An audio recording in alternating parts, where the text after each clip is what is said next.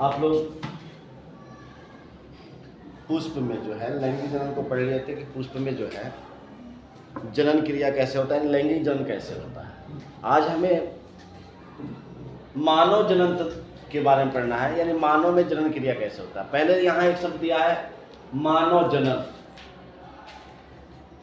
यानी मानव जनन का मतलब होता है अपने जैसे संतान को पैदा करना। क्या कहलाता है? जनन कहलाता है। तो मानव में जनन क्रिया कैसे होता है? तो मानव में जनन क्रिया के लिए, चूंकि मानव में सेक्सुअल रिप्रोडक्शन होता है यानी लैंगिक जनन होता है। आपको बताया गया था कि मानव में भी क्या होता है? लैंगिक जनन होता है। यानी जनन दो प्रकार का होता है, एक लैंगिक होता है और एक अलैंगिक। अलैंगिक जनन को मैंने पढ़ा रखा है। अब मानव में लैंगिक जनन होता है, मनुष्य एक लिंगी होता है। मनुष्य क्या होता है? एक लिंगी होता है। तो एक लिंगी होने के नाते उसमें एक नर होता है और एक क्या होता है? मादा होता है। जो नर होता है तो नर में नर जनन अंग पाया जाता है और मादा में मादा जनन अंग पाया जाता है। बोलो नहीं। जो जब ये नर जनन अंग और मादा जनन अंग दो एक साथ मिलते हैं तो उसे लैंगिक द्विरूपता कहते हैं। क्या कहते हैं? लैंगिक द्विरूपता कहते हैं। जो नर जनन अंग है बेटा, नर जनन अंग किसे कहा जाता है? मानव में मुख्य नर जनन अंग जो होता है वो वृषण होता है। कौन होता है? वृषण होता है। और वृषण के अंदर जो है नर युग्मक का निर्माण होता है। किसका निर्माण होता है? नर युग्मक का। और वह नर युग्मक कौन होता है? शुक्राणु। दूसरा बताया गया कि मादा में जो है, जो मादा जनन अंग है वो मुख्य कौन होता है? अंडाशय होता है। और ये अंडाशय जो है अंडाणु का क्या करता है? निर्माण करता है। ये वृषण जो होता है, आपको बताया गया कि जो नर होता है उसके अंदर वृषण पाया जाता है।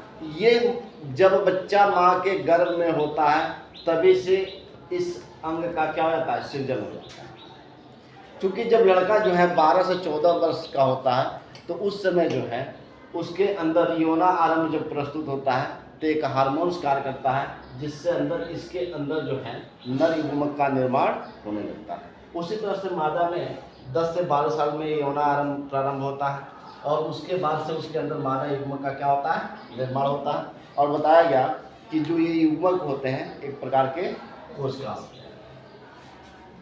जब ये नर युग्मक और मादा युग्मक जब दोनों एक साथ मिलते हैं, जैसे ये कब नर युग्मक बाहर निकलता है तो आपको बताया गया था कि मनुष्य जो पुरुष होता है, जो नर होता है, उसके अंदर सीसन पाया जाता है।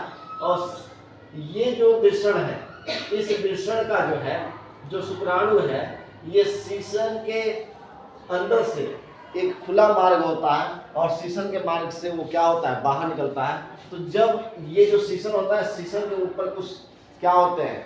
छोटे छोटे दाने होते हैं। वह बहुत ही, यानी एक तरह से कहा जाए कि वह संवेदनशील होते हैं। जब उस पर बार बार रगड़ होता है तो उससे मैथुन क्रिया होती है और मैथुन क्रिया के दौरान ये स्पर्म क्या होते हैं? बाहर निकलते हैं। और ये स्पर्म बाहर निकलकर और पेनिस जो है उसे वेजाइना के रास्ते कहाँ? ये सीधे यूट्रस द्वार के पास ले जाकर छोड़ता है और फिर यहाँ से निकलते हैं और जाकर क्या होते हैं? अब जानते हो कि महिलाओं में जो ये यूट्रस है इसमें दोनों साइड में एक एक क्या होते हैं? ओवरी पाए जाते हैं। एक ओवरी इधर होता है, एक ओवरी इधर होता है। अगर मान लो कि जनवरी माह में इधर अंडाणु का निर्माण हो रहा है तो दूसरे माह में अंडाणु का निर्माण किधर होगा?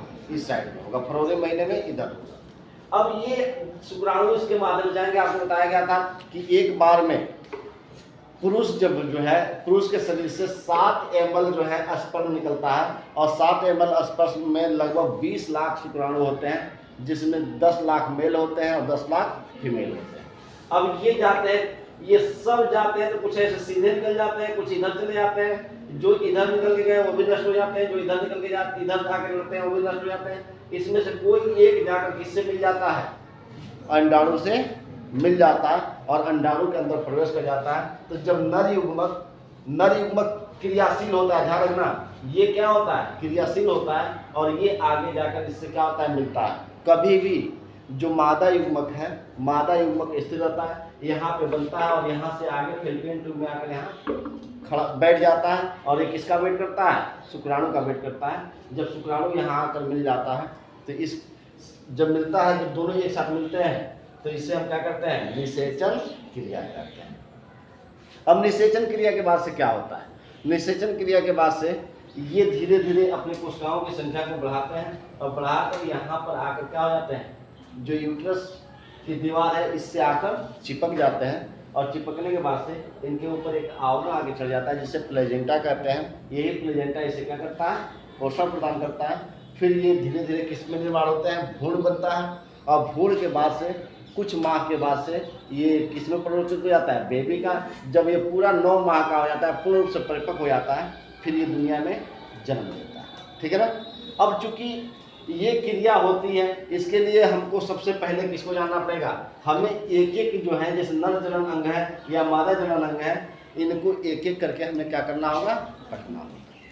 प्रक्रिया तो इतना होती है, लेकिन अब हमको एक एक करके क्या करना है, पढ़ना है। तो देखो पुरुष में आपको बताया गया कि मुख्य जो कौन सा होता है, वृषण होता है। ऐसे अगर हम देखेंगे नर जनन तंत्र जो है, नर जनन तंत्र में सबसे मुख्य अंग कौन होता है, एक, यानी नर जनन तंत्र का, तंत्र का मतलब क्या होता है, तंत्र कहा जाता है सिस्टम को। जब बहुत सारी चीज एक साथ मिलकर कार्य कर रहे हैं तो उसे हम क्या कहते हैं, सिस्टम कहते हैं। उसी तरह से जब बहुत सारे अंग मिलकर एक ही कार्य को संपन्न कर रहे हो तो उसे हम क्या कहते हैं, अंग तंत्र कहते हैं। तो यहाँ नर जनन तंत्र है, तो नर जनन तंत्र में कई अंग एक साथ भाग लेते हैं। जैसे एक जोड़ी वृषण होता है, क्या पाया जाता है, एक जोड़ी वृषण, एक जोड़ी सहायक नलिका, सहायक ग्रंथि और बाह्य जननेंद्री। बाह्य जननेंद्री कहा जाता है जो बाहर से दिखाई देने वाला होता है, वह पुरुष में सीसन होता है, क्या होता है, पेनिस होता है। ठीक है ना। अब हम सबसे पहले नर जनन में एक जोड़ी वृषण के बारे में क्या करेंगे, पढ़ेंगे। ठीक है ना।